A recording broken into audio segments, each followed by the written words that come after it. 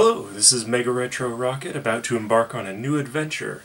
Decided to start this project at 1:30 a.m. for some reason, but let's get going. My day here is I started smelting down aluminum out of soda cans just to make use of them for a future project, and that project has come. I decided to cast my own custom Amiibos. This is Ness, my favorite, my first one, and it's going to be a little bit more of a complicated process. I could just do the lost foam method or wax method or things like that, but I didn't want to sculpt the figures myself, so I decided to take silicone molding putty and mold each of these, then fill them with wax and use that wax master to make a plaster mold, melt out the wax, and then use that to pour the molten aluminum in. I was looking online and I have seen a lot of very creative custom Amiibos, but I haven't seen any that were fully cast on their own. Once I get to through the silicone step, I'll be molding them just out of resin just to see how they turn out. We'll go all the way through aluminum. It'll be fun. Come along for the ride. So the first step is to secure what you're molding inside a vessel. You can paint on the silicone mold, but I kind of wanted the block structure, give it more rigidity, a little more solid for the hot wax casting. And the Villager, and I imagine other smaller ones, fit pretty well in the soda cans because their arms or other appendages don't extend beyond the base. Falco, however, with his dabbing greatness, extends quite a bit further, so won't fit in the soda can at all.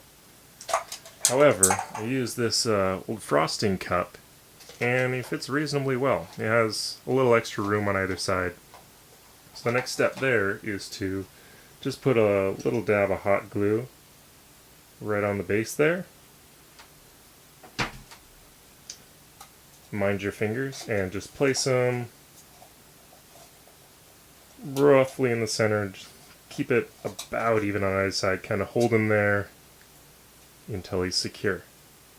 A little off center, but not too bad. As long as he's got, a centimeter on either side or so, he should be okay. The more secure, the better.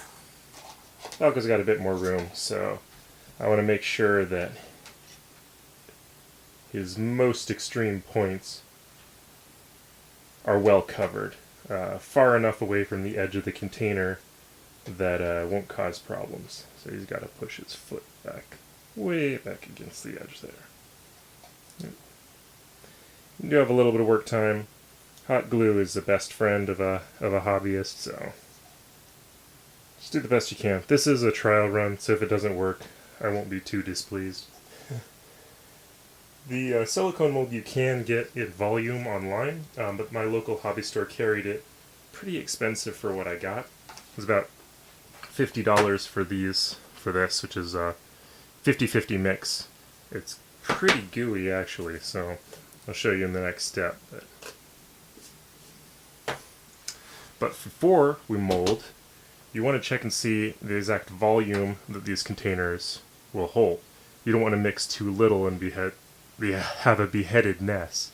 So what I'm going to do is a little trick that I learned from industrial design doing mold castings is use rice. So I have here just regular everyday rice.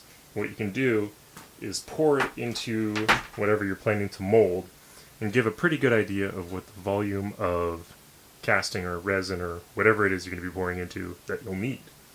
So you can just use whatever receptacle you like and start pouring it in. And once you get to the height you want, that was just about perfect. A little bit more. Cover his hat. No, still more. So just to get over the top, shake it out to make it flat. That looks pretty good. Maybe a little bit more. Okay. And then pour it into a measuring cup. Should you get all of it? And you'll have a pretty good indication. This one looks, if I flatten it out, it's like it'll be about 200 milliliters.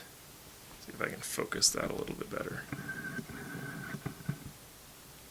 a little more than 200, not quite flat there, milliliters of casting resin, or in this case the silicone mold, in order to get it fully over his head.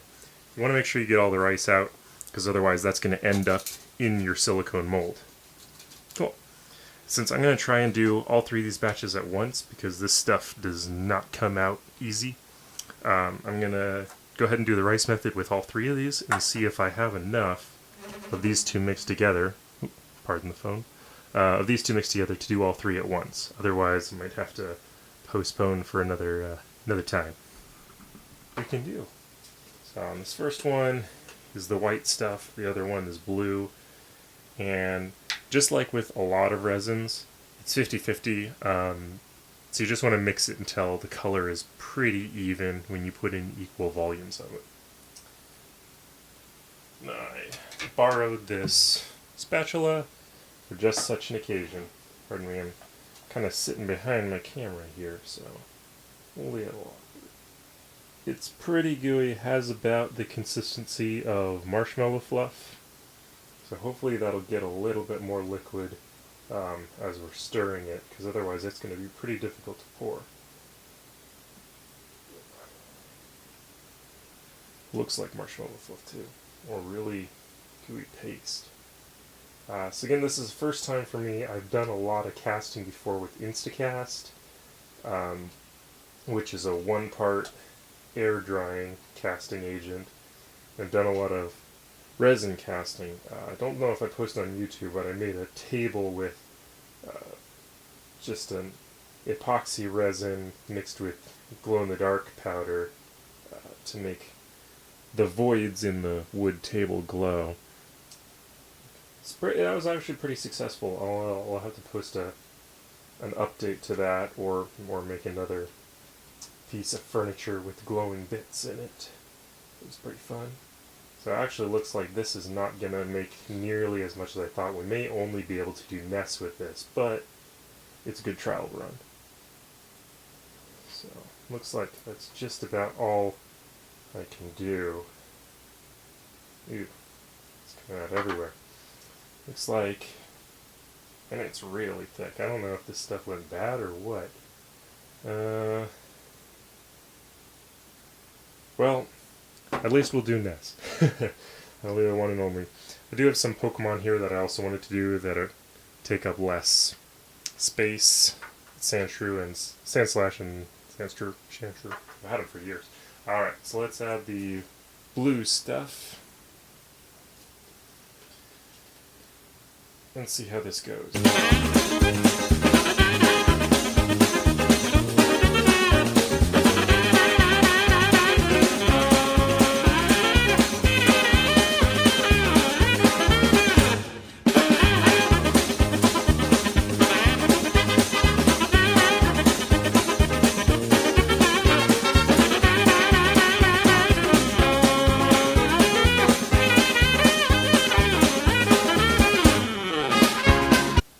Alright, so that's about as even as it's gonna get, I think. It looks like we ended up getting, I don't know, maybe about 350 milliliters. Not all that much, but we'll give it a try. So here's Ness. And one suggestion they had, especially for the blockier molds, is to pour it from a height, 30 centimeters or so, above your vessel, and it should help eliminate the bubbles. So, pouring it from pretty high up here, see if it helps. And pour a thin stream. That's kind of a big. Ooh. There we go. Oh, there we go. Nice little ribbon there.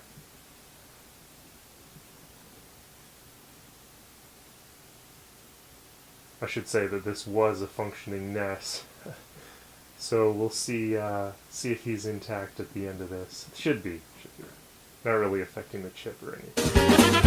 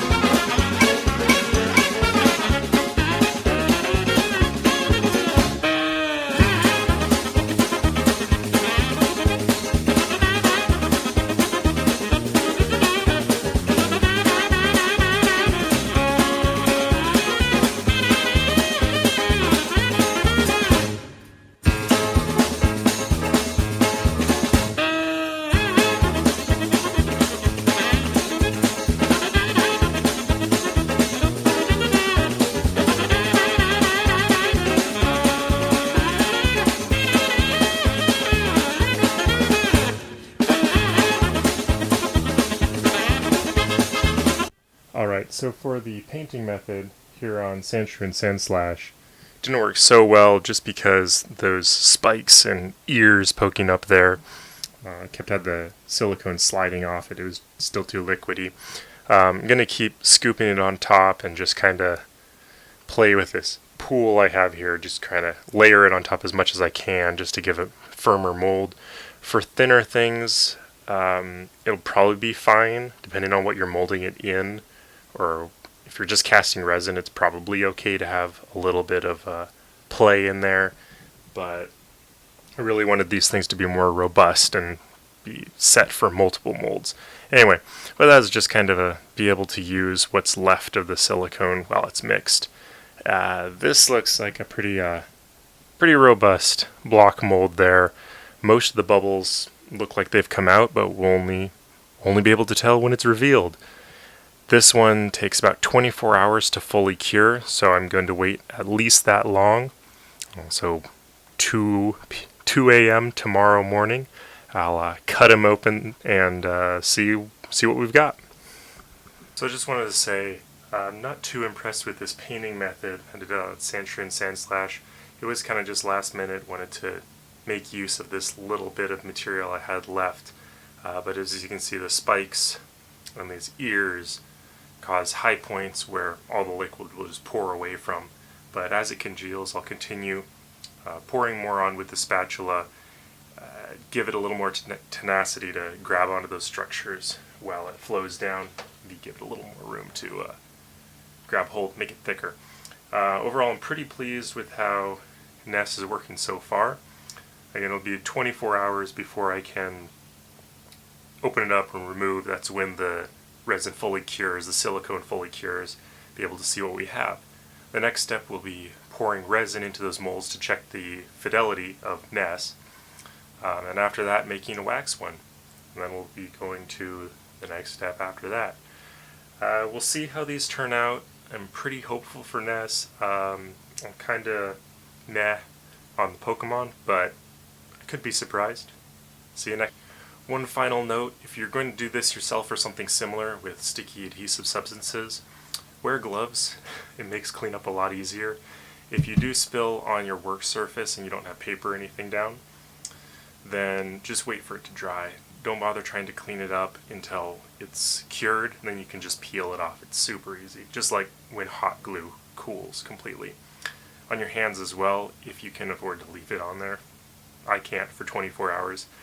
So I have a pumice, it's a Gojo. There's pumice particles in it. It's a bit abrasive and can scrape it off. If you try to use a regular soap, it's just oily, mixing with the oily stickiness. It just makes a big mess. It makes it worse than if you just had a couple goops on your fingertips. So, that being said, happy crafting, and I'll see you in the next video.